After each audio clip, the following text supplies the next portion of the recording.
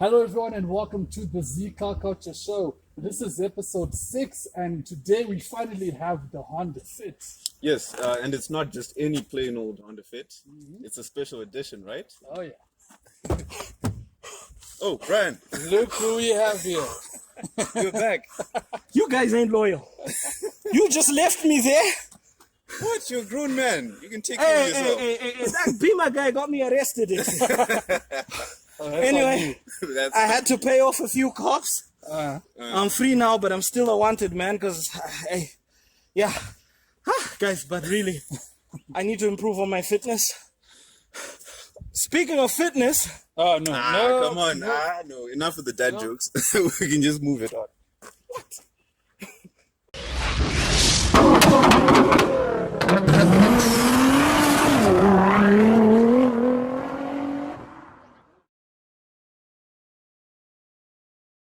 What up everybody, Brian Willis here, no relation to Bruce, and today we got a special episode. We finally have a Honda Fit. Now, this one is the facelift version. The difference between this one and the standard one is simply in the tail lights. This one looks cleaner. The brake lights are more LED. They look more technologically advanced. It's a nicer shape. Well, the lights. That is. As for the shape of the car itself, I mean, for me, everything goes wrong when we move from the B pillar to the back. This van-like, I don't know, shape. This bread, like, looks like a loaf of bread at the back. Now, when we move over the side profile, like I said, everything for me just starts going wrong from there. It's like the Mercedes A-Class, you know, when they did the first one and they realized, hey, what are we doing? And then they changed the shape. But otherwise, the reason why they did this was because they really wanted this car to be spacious on the inside and carry a lot of passengers, etc. And it really makes sense when you get inside the car. So the interior shots, Tino's going to be telling you all about that. But now moving up to the front, I think for a model of its time, it does have a look that suits the time that it came in. But of course, if we're going to be comparing it with the new shape Honda Fits, which is the later generation, obviously this one will start looking a bit dated, but this one is the facelift version. It's got a way cleaner front, slopier windshield. It's a nice car, and it looks, I think I prefer it in the silver that it's in right now. And it's very rare to find a car like a Honda Fit, especially this one, in such immaculate condition. This thing is, I mean, I'm gonna show you the hood.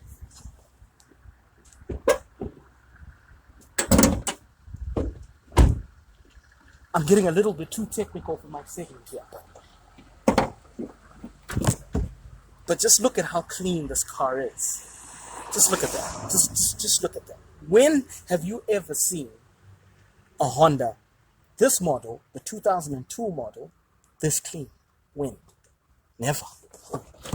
But anyway, back to the exterior. I think for its time, it's a good looking car. Fuel efficient. You drive pretty much for free with this thing.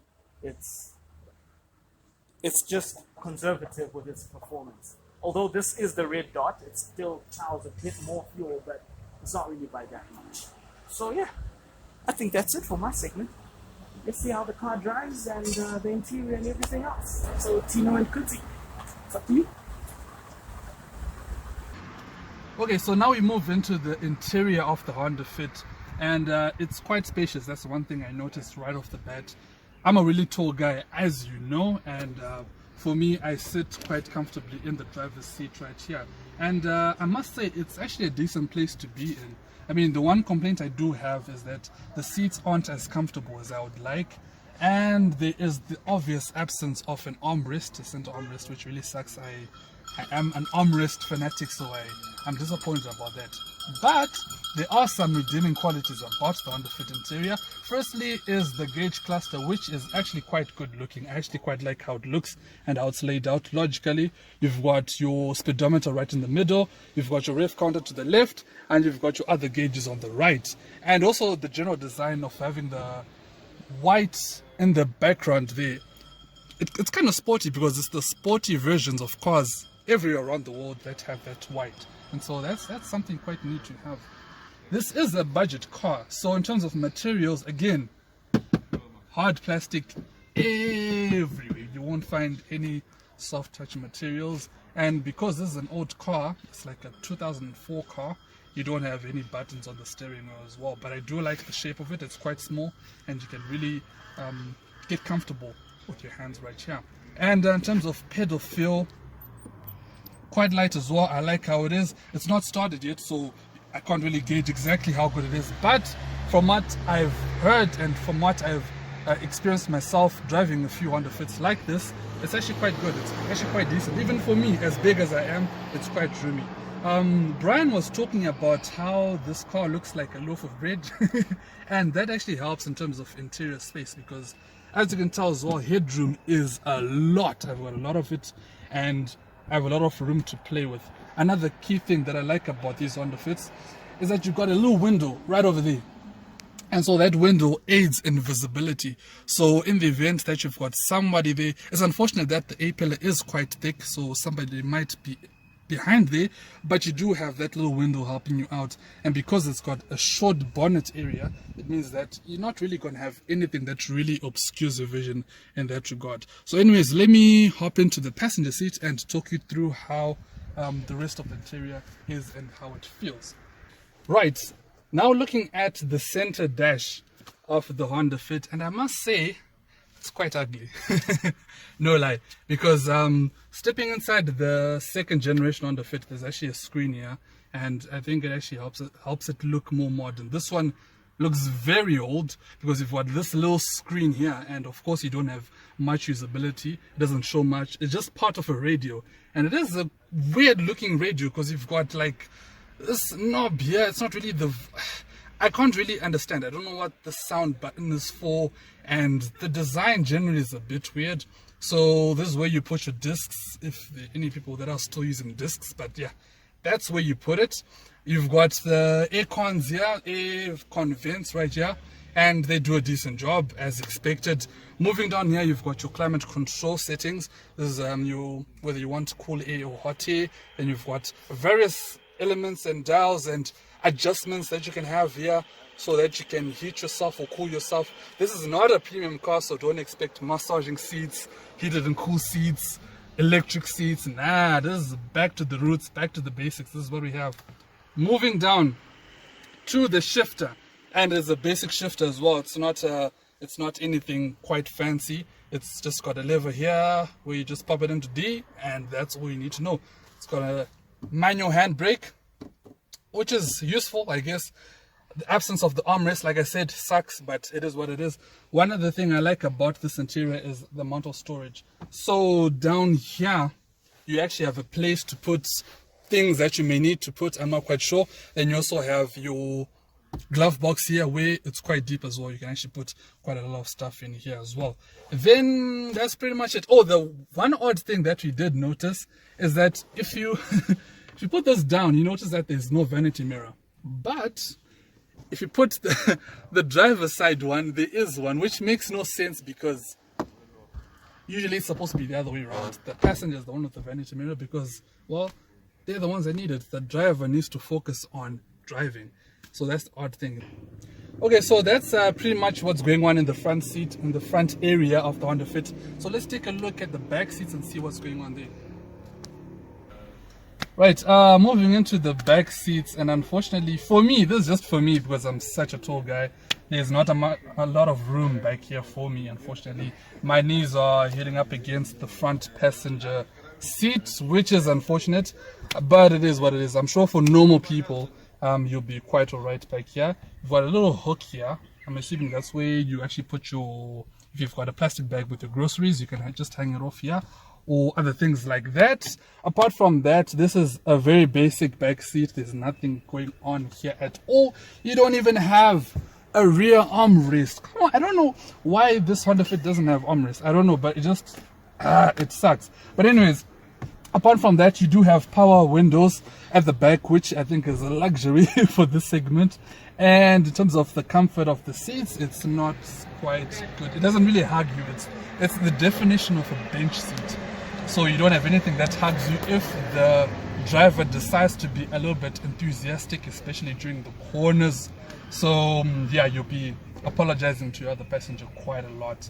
And in terms of seat comfort, not that great either, but it is what it is. You do have plenty of headroom, again, because of that boxy design. And one other thing that really helps the Honda Fit in terms of storage is because when you actually fold down these rear seats, you've got a lot of room to put anything and everything that you actually need to. And I think we'll just do a little bit of a demonstration of how that looks, but you will see for yourself just how much room you have in terms of storage for other things, whether it's humans or boxes, whatever. And knowing Honda Fits, it's most probably going to be humans. Right, stepping inside, well, not really stepping inside, but as you can see with the Honda Fit boot, you've got quite a lot of room actually. In some circumstances in Zimbabwe, you can fit about 3 or 4 humans here. And if you fold the back seats, you can fit 20 more. But anyways, that's not what I want to talk about. What I want to talk about is what you can do with the boot area. And there's so much. Because how deep it is, you can actually fit in a whole lot of boxes here. And you've got some storage space as well. Like if you check in the corner right here, you can fit in a few things. I'm not quite sure what, but you can fit a few things in there. And then if you open this here, this is what's known as a false floor. So if you lift this up here, you can see there's space for a spare wheel and some other tools you need in case you get stuck on the side of the road. And yeah, that's pretty much it. Apart from that, the Honda Fit is it is what it's supposed to do. Oh, and the demonstration I promised earlier on. Let me fold the back seats and see just how much room you have with the Honda Fit. I can't get the freaking items off. Okay, got it.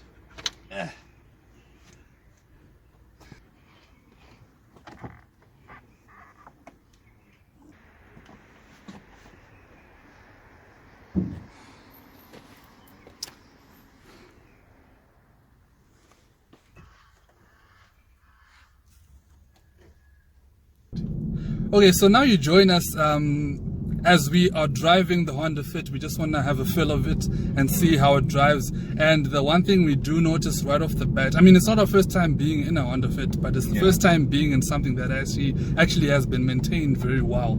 It's in very good condition and it's got more than 100,000 kilometers on the clock, yet it still feels like it's just come out of the factory. So that's impressive on the owner's part because yeah, that's true. Yeah, I mean, it does translate to a very smooth driving experience. Like the controls are very light, the steering, you don't have to put too much energy, you don't have to think too much about the accelerator or the brakes. I do have to say that having light brakes, you have to be careful how you modulate them. And sometimes you press too hard, you get that a little bit of that jolt. Exactly. But apart from that, it's a very healthy car to drive and you get feel-good vibes, which is surprising coming from a Honda Fit. Yeah, because it kind of hints to that, not hot hatch, but then kind of like those fun, peppy hot hatches where you've got a light car, small engine, front-wheel drive. It's unfortunate we don't have a manual, but still, you get that little fizz because you're in something that's light and peppy. You know what they say, that it's more fun to drive a slow car fast than a fast car slow, because with this car and something of this size, you can rev it out all day long and you still have a huge smile on your face. And I think that's one thing we can appreciate. Unfortunately, there are drawbacks, especially with the Honda Fit, because as I mentioned earlier on, that this car lacks armrests, And that coupled with the fact that the seats aren't quite as bolstered in terms of this area, there's no support basically, so you end up just, you know, apologizing to your kuzi more often than you would like. But no, the other thing is because it's so light, it ends up feeling like a tin box. I'm sure you can tell from just the ambience, the noise inside the interior. You feel you hear more of the road, more of the wind, more of the tires. Like, it's just not as refined as something that's probably made in Germany. That's true. One thing also that I actually commend in terms of the design is that little window there by the A-pillar. I'm sure as a driver you can attest how that's actually quite useful for visibility's sake. No, that's on you though. That's you. You like it. I'm not. I feel a bit. I'm indifferent. Well, it does help. Well, yeah, I guess so. If you're into that kind of thing. Well, I am, and I do appreciate it. So thank you, Wanda. Okay, but apart from what we've just said, there's nothing that really sticks out as being important or special about this car. Yep, because again with this segment, in terms of dampening, the springs are a little bit on the stiff side, and that coupled with the seats that aren't as comfortable as you would like, you do feel a bit of harshness going over bumps. And even at speed, when you're like on the highway and there's not much weight in the car, like you're not carrying additional people or any luggage, it does get a bit carried off by the wind, and the road surfaces tend to dictate how bouncy it gets, how it weaves about on the highway just because of the wind. So it's not a very sturdy feeling experience, but for city driving, I mean, I think that's what it's made for. That's what it was made for. It's bread and butter, and that's what it's known for, anyways, in Zimbabwe. Yeah, because Zimbabwe. Okay, so traditionally this is a 5-seater car, but guess how many people you can actually fit in a fit, and still have it drivable or somewhat. If you had to, right, you can fit 3 people in the front, so you could actually fit 1 extra person right here where I am. Back seats, I reckon about 4 people, right? Or 8. 4 or 5 people on a good day. And then you got the cargo area. Oh my gosh. You can fit, that's an extra, maybe 3 or 4 people. In total, how much is that? Yeah, that's a lot. That's a lot of people. It's just a lot. But, so, yeah, it goes to show that the name fit has more than one meaning. And this is our conclusion, by the way. Yeah, it is. Because it's just that good. So the fit has more than one meaning. Fit meaning that because of its compact size, it fits very well in traffic. You can park it in small spaces and still be able to fit. Yeah, and it's nimble, it's chuckable. You can, since the steering is like, you can just weave back and forth in traffic, and the only disappointing part probably is the engine doesn't have as much power. Yeah. Or character. Exactly. So again, fit in the sense as well that as a human being, you can fit in there. Yeah? If you had to, you can fit people in there. Oh, so now you're back again with the dad jokes. It was right there. I couldn't resist. Yeah. And another thing is reliability and maintenance with this car. It is quite robust in the sense that you can beat on it and it'll still give you what it's supposed to. I've seen plenty, we've all seen plenty of Honda-Fits that are a bit worse for wear, but they're still running. Yeah, it's not difficult to keep this thing on the road. Yeah, and again, that's why it's called a fit, because it's fit enough to endure the hardships of Zimbabwean roads and Zimbabwean owners. Yeah, there's not really much more we can say. But yeah, and so that's why they're, I think, the most popular car in Zimbabwe, and I think it's very deserving of the title that we have given it as Z-CarCulture, and that is the Honda Fit is the people's car. Yeah, it really is. Yeah, and so on that note, that wraps up this segment on How Drives. Exactly. Right. So final thoughts, guys, on the Honda Fit. What do you guys think? I still don't like it. I'm gonna maintain my stance. I love it from the front till here. Yeah. Here, of course, I appreciate the reason why they made it like that, so that it takes in more things and people and more bodies and yeah.